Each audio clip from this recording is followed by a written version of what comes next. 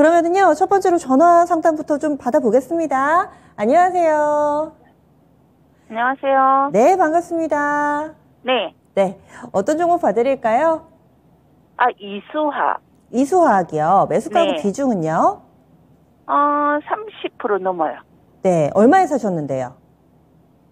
네? 얼마에 사셨어요? 얼마에 샀냐고요? 네네, 매수가 어떻게 네. 되세요? 매수가가 26,000원이에요. 26,000원에 그럼 30% 조금 넘는다라는 말씀이신 건데, 어떤 점이 네. 가장 궁금하세요? 그게 뭐 좋은 종목이라 해서 샀는데 지금 네, 18,000원까지 떨어졌잖아요. 그쵸. 그 주식수가 지금 너무 많다 보니까 제가 너무 힘든 거예요. 그러면은 그래서- 원금 넘어선 적이 한 번도 없었던 거예요? 한 11월쯤에 사신 거예요? 네, 예, 한 10월인가 11월인가 샀어요. 아, 그때쯤에 사셨고, 그래서 계속 흘러내려가지고, 그러면 지금은 원금 회복을 좀 기다리고 싶으세요? 아니면은 손절을 해서 빨리 그냥 다른 종목 갈아타고 싶으세요? 아니요, 뭐 조금 기다렸다 올라갈 수만 있다면 기다리는 건데 네. 어떻게 될지 모르니까 좀 불안해서 그쵸. 한번 여쭤보는 거예요. 네. 게다가 지금 또 직전 저점도 뭔가 좀 불안불안한 것 같고, 내려온 것 같고, 알겠습니다. 끊지 마시고요. 들으시다가 궁금하신 점 추가로 질문해 주셔도 돼요. 네? 끊지 마시고요. 중간에 네네. 또 이렇게 궁금하신 사항 네네. 질문해 네. 주셔도 됩니다. 저희 진단해 볼게요. 네. 예, 이수화학입니다. 이 종목이 좋다고 해서 사셨는데 이렇게 또 계속 내리막길을 걷고 있어서 불안하신가 봐요. 26,000원에 비중이 꽤 높으세요. 30% 들고 있습니다. 오늘 18,000원 정도 수준의 종가 형성돼 있는데 운영님 이 종목 어떻게 해야 될까요? 뭐 좋다고 하는 거는 화학업종으로 보고 좋다고 하지는 않았을 거고요. 전고체 배터리 산업에 대한 성장성을 가지고 뭐 좋다고 얘기했겠죠. 아무래도 성장 전망이 괜찮다.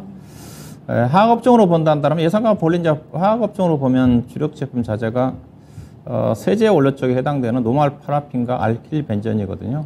근데 전반적으로 작년도 상반기 이후에 석유화학황이 급격히 위축된 국면 쪽에서도 이수화학의 주력 제품인 노말 파라핀이라든가 알킬 벤젠 가격은 상당히 견조합니다. 그래서 분기 단위 평균 영업이익 한 150억 정도에서 200억 정도 나오고 있는 회사니까 상당히 괜찮은 회사에 상대적으로 다른 석유화학 업황 관련된 종목들 롯데케미칼이라든가 대한유화 같은 경우는 4분기 때 대규모 적자 났지 않습니까? 3분기 때. 근데 예산은 3분기 때도 아마 140, 50% 정도 이익이 좀 났으니까.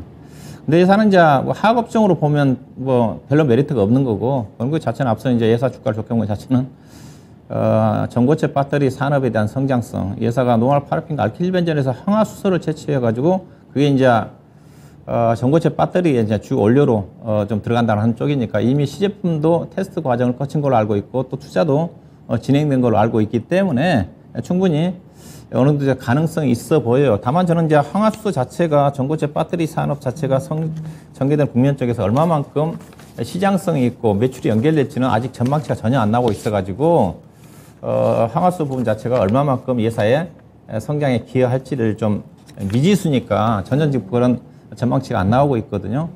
그래서 어느 투자가 진행되고 난 다음에 이제 캐파라든가 관련 가격대가 나오면 가격대가 얼마 될지 모르는 거니까 톤당 얼마 될지 모르는 거니까 그게 나와야 되겠죠. 그 다음에 예사 중요한 것 자체가 예사가 이제 분할 이슈가 있어요. 우리 시청자 알고 계신지는 모르겠는데 아마 그것 때문에 주가가 좀 빠질 수가 있습니다. 그 예사가 5월 말일 기준일로 해서 인적 분할 이슈가 있습니다. 지난 11월 29일 날 공시가 나왔어요. 어떤 식으로 분할을 하냐면 이수화학이 전립회사고 그 다음에 신설회사가 아마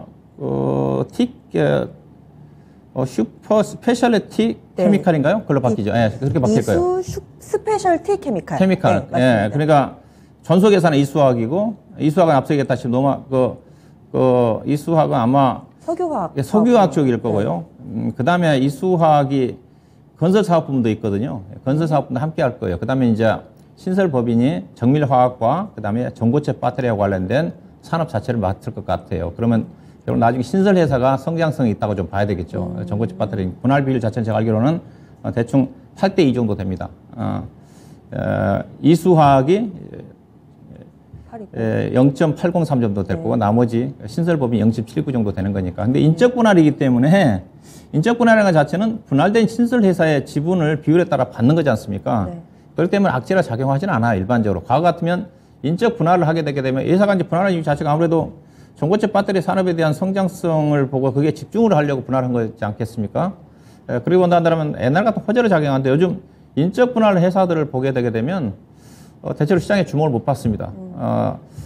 작년도 이제 LG 에너지 솔루션이 이제 물적 분할했는데 물적 분할과 인적 분할이 다른데 아마 물적 분할 트라우마가 작용해서 그런지 몰라도 최근에 제가 인적 분할을 해서 대표적으로 유니드라든가 현재 또 인적 분할을 공시를 해놓고 있는 OCI 같은 경우도 주가가 못 가잖아요. OCI도. 물론 OCI 같은 경우 최근에 이제 폴리실리콘 가격이 급락을 하고 있으니까 그 영향을 받고 있다고 볼 수가 있을 것 같은데 예전 같으면 인적 분할하게 되면 되게 호재로 작용했던 부분이 강했거든요. 특히 자산 가치가 뛰어난 회사 같은 경우. 그렇게 보셔야 돼요. 그래서 5월 말 정도 이제 분할 이슈가 좀 되는 거니까 제가 알기로는 아마 4월 말 정도에 아마 거래 정지가 될 거예요. 한 달 정도에서. 그 다음에 5월 31일 정도인가요? 신주가 좀 나오는 거니까 결국 이 종목은 평가를 받기 위해서는 5월 말 정도 지나야 되지 않겠는가. 거래 정지 이후에. 그렇게 좀 보셔야 좀 될 것 같고요. 그래서 현재 주가는 일단 충분히 주가 떨어졌다고 봐요. 이것도 이제 어떻게 보면 2차전지 쪽에 해당이 되는 거니까 최근에 2차전지 관련 종목들이 많이 떨어져서 그 영향을 받았다고 보시면 됩니다.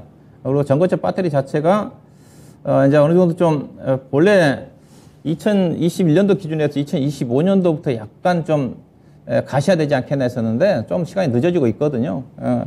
삼성 HDI를 중심으로 해가지고 일본의 도요타 자동차인가요? 전고체 배터리 쪽에 대한 계속적으로 연구를 하고 있는 쪽이기 때문에 아마 2026년, 2027년 된다면 전고체 배터리 부분 자체가 시장이 유지가 된다면 충분히 이 수학은 신설법인 이 수학은 충분히 주목을 좀 받지 않겠는가 봐야 될 것 같고요. 그래서 일단은 뭐 비중이 조금 많기는 한데 일단 보유전략을 제시해드리고 싶고요. 다만 일단 기술적으로 조금 현재 가격대가 좀 지지가 좀 돼야 되는 쪽인데 내려온다 한다면 제가 보기엔 16,000원 뭐 4, 500원도까지 내려올 수는 있을 것 같습니다. 근데 이미 실적으로 검증받은 회사고 여기까지 내려올 수는 있거든요. 이제 지금 지지선이 간달간달 하고 있는 쪽인데 굳이 손절 필요는 없을 것 같고요. 비중이 제가 적다 한다면 10% 정도라도 좀 추가 베이스도 좀 보내드리고 싶은데 비중이 30%니까 일단 그냥 보유하시고요.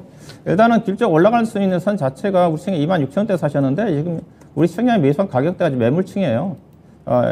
매물층은 지금 23,700원에서 26,500원 정도 사이 수준인데 이 가격대가 상당히 매물층이 많이 포진이 좀 돼 있거든요. 여기는 돌파하기는 조금 어려워 보입니다. 일단은 현재로 봐서는 22,500원 정도를 단기 반등 목표를 보시고요. 현재 주가 많이 떨어서 걱정이 좀 되시는데 22,500원 이상 올라오면 한 반 정도 조금 비중 좀 축소해서 혹시라도 다시 내려오면 재매수할 수 있는 기회도 염두에 두는 전략이 좀 필요하지 않겠나 봐야 될 것 같습니다. 네. 이렇게 해서 이수학 진단을 해드렸습니다. 이 종목은 일단 손절은 하실 필요가 없는데 한 16,400원 정도까지는 열어두셔야 되고 그리고 비중이 높기 때문에 그대로 홀딩입니다. 추가 매수는 안 하시는 게 더 좋지 않을까 이렇게 의견을 주시네요. 반등의 목표치 22,500원입니다. 그래서 이쯤 왔었을 때 일정 부분 정리를 했다가 또 비중이 좀 줄어들면 아래쪽에서 다시 샀다가 이런 전략도 가능하다. 여러 가지로 좀 가능성을 열어주시네요. 23,000원에서 26,000원 사이 매물대에서 아쉽게도 좀 매수를 하셨기 때문에 약간은 좀 마음을 비우시고 대응 전략을 세워보시면 어떨까. 5월에 또 분할 이슈도 있어서요. 이런 부분들까지 꼼꼼하게 체크해드렸습니다. 오늘 첫 번째로 전화 상담으로 들어온 이수학 진단해드렸고요. 요즘에 뭐 내실이 있다고 하더라도 시장 분위기를 이겨내기가 쉽지가 않아서 이렇게 계속 내리막을 걷는 종목군들이 상당수 많이 보이네요.